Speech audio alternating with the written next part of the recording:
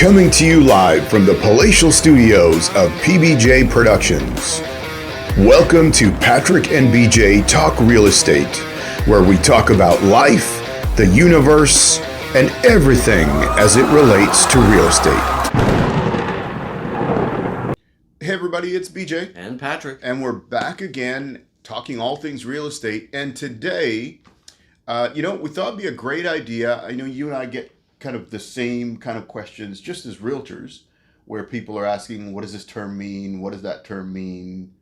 Yeah, I find myself explaining a lot of terms, and it's just in case, not assuming somebody is very experienced with transactions. Right. What if they just haven't done a transaction for a long time? Right. And just explaining, what these terms mean. Yeah, absolutely. So what we decided to do today is we thought it'd be great to go over the top 10 things that people ask us that we think it's just good for us to communicate to everybody. So let's get going.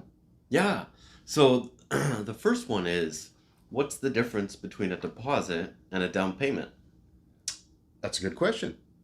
Now, the down payment is what the bank requires for you to get your mortgage. Okay? So whether that's 5%, whether that's 10%, whatever that amount is, the bank is asking you to come up with X number of dollars, and then the mortgage is going to cover the difference. So the down payment goes towards the purchase price? Yes, ultimately it does, yeah.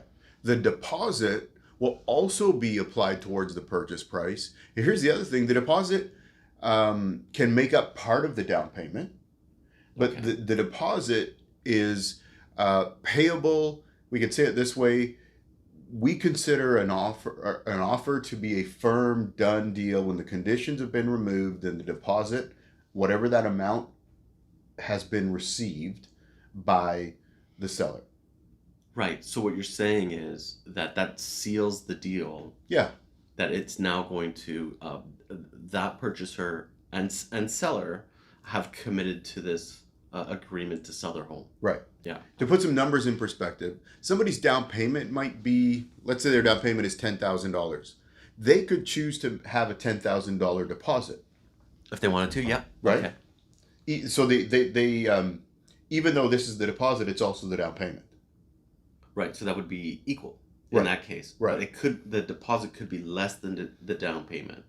Yes. So let's use round numbers again. Let's say your deposit's $10,000 and your down payment is $20,000. Yeah. So typically what will happen in that case is you'll put the $10,000 in with the deposit, or pardon me, as the deposit with the transaction, and now that's done. Now before we get to closing, the bank is going to say, okay, we need your extra $10,000 to make up your down payment because we have the $10,000 from the deposit. Right. And your bank's going to take that money, that difference, and send that along to the lawyer to be transferred to the other party. Right. Yeah. Okay. Yes, I'm okay with that. All right. What does subject removal mean? Maybe we could talk about when it happens too. Yeah. Why it happens. Well, let's start with what about subjects? Right. So a subject is. When you do a real estate transaction, there's certain things that we have subjects, conditions, and they're to allow the buyer to do their due diligence. So that includes things like property inspections. That includes things like if it's a strata, review of the strata documents, depreciation report, things like that. Ensuring that you can get insurance on the property. And that doesn't mean that you have to go and get insurance that day, but just that gives you time to contact your insurance company and make sure that there are no issues, whether it's the age of the home or whatever the case might be, any of those things. Typically, there's a condition for making sure we understand everything that's on title. Because what you don't want to find out is there's some obscure thing on the title and suddenly you're responsible for something and you're like, oh no, now what do we do? Okay, so what's a title? So the title is what defines who is the owner. Okay, so it's like the ownership paper. Yeah. Yeah. So, I'll give you an example. Quite a while ago now, had a client buying something in Sydney and on the other side of the highway, but still considered Sydney. Mm-hmm. And there's some obscure thing on the title, and I said, okay, well, we need to get this checked out by a lawyer because I have no idea what this is, and I'm not the one. We as realtors are not typically not the ones to review that. So we gave it to the lawyer, and I heard back from the lawyer a few days later, and he said, I got to tell you, you guys really gave me something for my assistant to work on this. He said, it took that long. Yeah, because he said, we really had to dig for this one. He said, what this notation on title is, it states that if your clients strike water, they have to share it with the municipality of Sydney. Oh, so it was a restriction against rights, but with the city and not the crown. Yeah, this goes back with the government. Right, so this goes back to the 20s. Oh, okay. He gave me the date it went back to. That's why it was hard. Because Yeah, that's why it was hard to find. So that's another example. Anyway, I digress a little bit. But so those are things that we would have. Right, but we're talking about subjects. Subjects. Those are conditions. Are those conditions or those subject tos mandatory in an offer? No, absolutely not. You, as the buyer, are free to have as many or as few conditions as you want. But the issue is, we just came through this, I don't know, let's call it, was it a year ago now, 2 years ago now, where we were in the unconditional offer kind of, where, we were in a situation where people were writing offers and had to write offers without conditions to have a chance. But in a all things being equal market, we want to have conditions that allow our clients to do their due diligence as buyers and protect themselves. So that's what the subjects are all about. Do they have to be there? No, absolutely not. However, when we write an offer with all of these subjects, we also identify a date. Oh, here's another big one of the subjects is, of course, the mortgage approval. Or financing, yeah. Right, so the financing. So we identify in the offer a date that by such and such a date, we will have all of these conditions waived. So that date comes up and we've gotten all of our approvals from the bank. Inspection was good. Strata review's been good. All the other things went well. So then we will draft a waiver that says these conditions are considered waived, and sign it and send it off. And that's your subject removal. That's correct. So you kind of touched on this already, but what is a subject-free offer? Well, that's an offer without any subjects. There we go. That's easy to That's explain. a pretty simple one. One thing we should add to that, what do we think of subject-free offers? Well, it depends on how sophisticated and how prepared the client is. Mm-hmm. It might be a necessary evil in a market that was like a year or 2 years ago, where people might be taking chances that they're not comfortable with, but they wanted to achieve the desired result of getting a home. Right. So, because of that risk, some people might have either paid more than they feel they should have. They could have some buyer's remorse after that. Yeah. Or they discover a problem that they didn't get a chance to find out. Right. And now they're either living with the cost or repair of whatever that problem might have been, but they have the house they want. Right. Yeah. And that is also why we have a rescission period. And now we have a home buyer's rescission period. Yeah. So if you get cold feet in the first 3 days, yes, you can walk. What's it going to cost me to walk? 0.25%. 0.25% of the purchase agreed purchase price. Right. Yeah. So okay. There's that. All right. Okay. So what is a completion date? The completion date is the date that we identify on the contract that the transaction is going to actually finish, and it's going to register or at land titles. That means that day you become the legal owner of the property. Okay. And the possession date? Usually... Or how about we put it this way? What's the difference between the completion date and possession date? So I'll use one of the things I prefer to do as an example. I prefer to do closing, let's pick a date, but closing on day 1 and possession on day 2 at noon. So that if there's any delay at land titles, for whatever reason, or at the law office or anything like that, my client's not sitting there, because the keys are not going to get released until we get notification from the lawyer, right? Yes, and that could actually happen. Most likely chance of that happening if the money, the mortgage is being funded by a lender out of province. Right. Right, because of time zone differences. Right. Yeah. So so possession is when you can actually take the keys, and I can give you the keys and you get to open your new home and walk in. Is there an automatic time for the time of possession? No. I mean, you can write it in as whenever you want. So it's negotiable. Mm-hmm. So if it's in the morning or the next day in the afternoon, whatever the case may be. Okay. Yeah. So typically, I'll give you one example. Years ago, I bought a brand new townhouse, and so had made arrangements for hardwood to get brought in. Delivered. Right. Yeah. And so it closed that day, and guy says, "Well, I have nothing from the lawyer saying it's registered." I'm like, "Okay, well, there's a load of hardwood coming. What are we going to do?"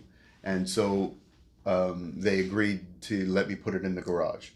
That's nice of them. Right. Because they don't have to. Right. Yeah. So what we found out after is somebody at the lawyer's office made a mistake and didn't notify the builder's representative.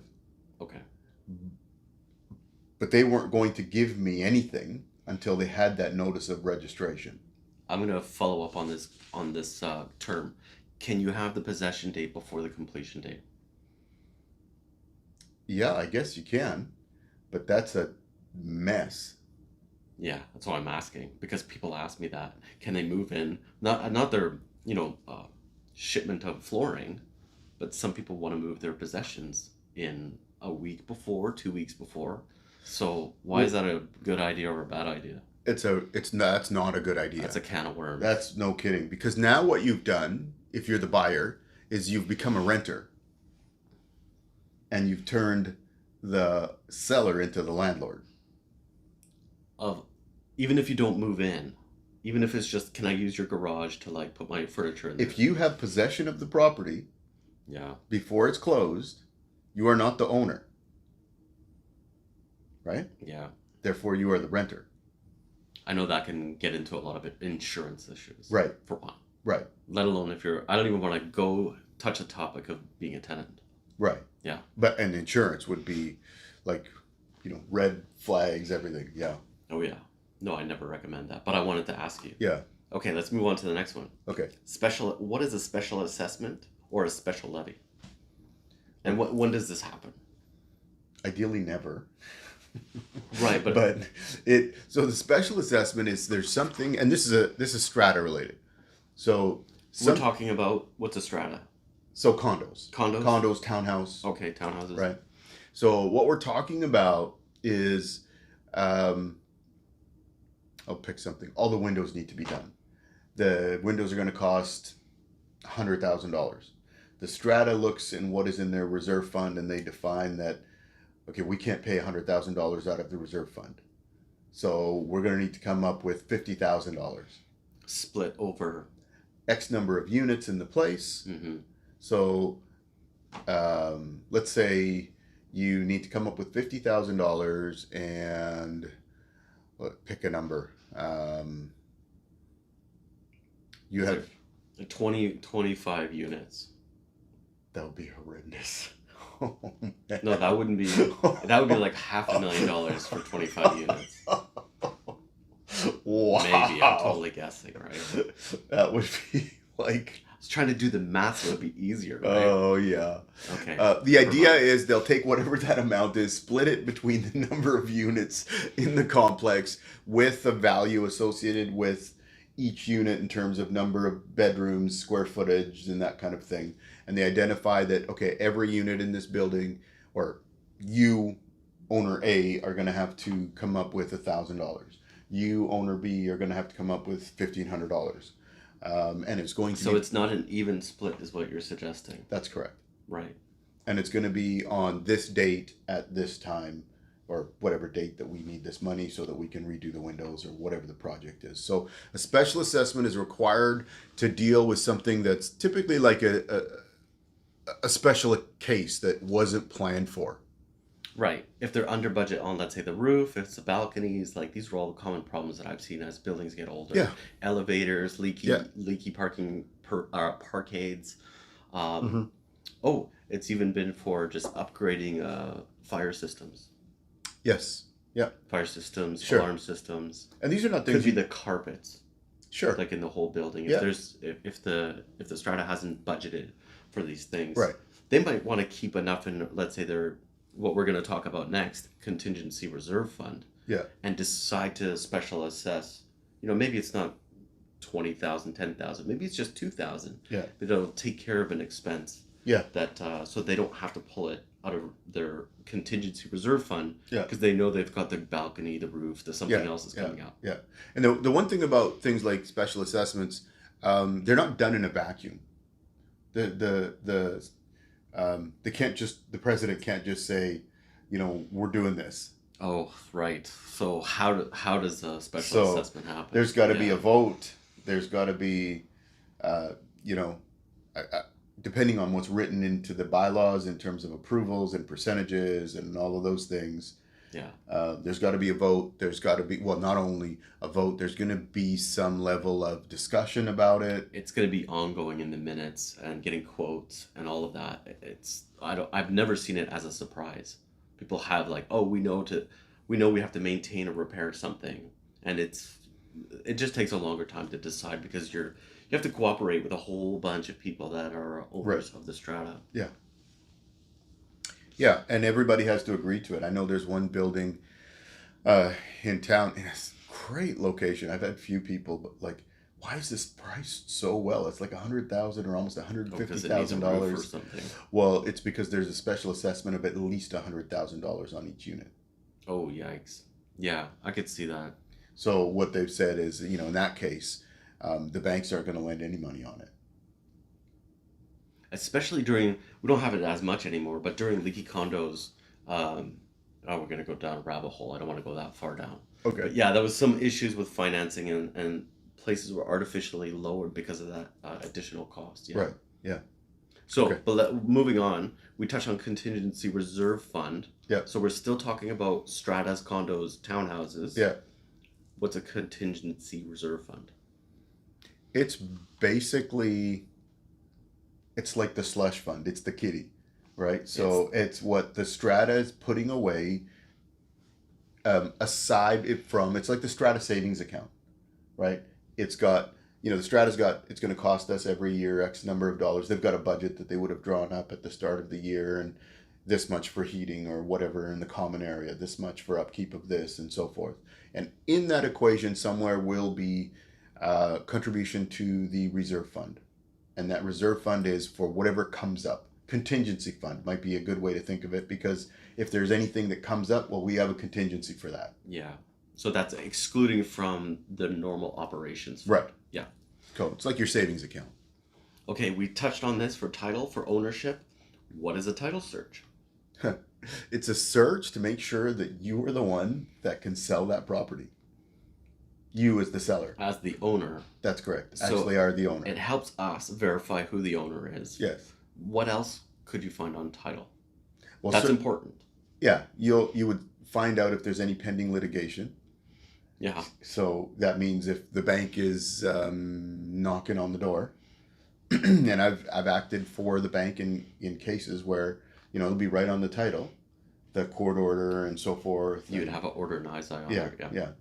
So that's a big one. You also want to see if there are any, any special things on that title that limit what you can or cannot do with your place. In some bare land stratas, there might be some housing colors that you cannot, like they don't want pink houses with polka dots in their neighborhood or whatever it might be. Yeah. So some of those things are called, like, if there's an easement on the property, somebody might have special access over your property, that or too, you over someone else's. Yeah. Some of these restrictions they're called covenants. And when you're talking about, like, if you can only use these kind of colors or materials, you'll find that in the building scheme. Yep. So is there anything else that would be especially important to make sure on title? Make sure on title. Yeah. Well, the mortgage, that there's... Yep, there's going to be a mortgage possibly, unless it's been extinguished. Sure. Yeah. Or if there are two. Or if there's two. You just want... Well, the other side of it is you want to make sure those are gone when your client is taking over the property. That's the lawyer's job. That's the lawyer's job, yes. So those will be paid out of funds, out of proceeds from the sale. Right. Yeah. Because your bank expects to be in first place on title. And what's the last thing? I'm hunting for one. I can tell. Why don't you just throw it out there? If there's a duplicate indefeasible title that's another one out there. Withstanding. Yeah. Yeah. So you want to make sure that somebody doesn't actually have a hard copy of this ownership paper, and you cannot sell that property without having that or retaining that copy or returning that copy. Right. Yeah. And it's like I've never seen that either. But I know to look for it, right? Yeah. That's going back to my real estate license exam. The last time I had to actually know that one. Don't forget, right? I won't forget. Okay, moving on to the next one. Okay. Listing price versus market value. Oh, this is a really good one. Oh yeah? Want me to add more to that? Yeah, okay. Versus assessed value. Yeah. Right? Exactly. Okay. So one step at a time. Yeah, let's start with the listing price. So the listing price is simply that. It's the price that somebody has listed their home for. Yeah. The market value usually gets determined after the property is sold, because the market value is what the market will bear and pay, or somebody in the market will pay for that home. Yeah. That's the true value of your home, not what you list it for. And on the flip side of it, not what it's assessed for tax purposes. So if I can interpret that, a listing price is something that is a marketing price to attract an offer. Yes. The market value is what the seller and buyer agree on. Yes. And the assessed value is a number determined by the ivory tower, a BC assessment, without ever looking at your property, unless they had a reason to have somebody do a permit value. Right. And then they multiplied that to determine how much revenue they need to collect from their subjects, property owners in the city to achieve their budget. And there's some kind of algorithm somewhere in there too. That you get in the mail notice. Let's say it's 2023. You get it in January to pay in July of 2023, based on the value of July of 2022. That's correct. Sorry, I had to Yeah. That is because it drives me up the wall. As interesting as that sounds, yes, that is the case. So that's our list. That's our list. Yeah. So you know what? If there's any questions that you have, any comments as far as, hey, we'd like to know about this, that, or whatever it might be with real estate, please feel free to put it in the comments. We're happy to deal with those things. If you have anything you want to specifically reach out to us, you can find us in our contact info in the description as well. Otherwise, thank you all for joining us. Have a great day, everybody. I don't know where you are, but we're heading for spring, so we're thankful for the nice weather and everything else that we're experiencing. So, yeah. Awesome. Thanks for watching, and we'll catch you in the next video. See you.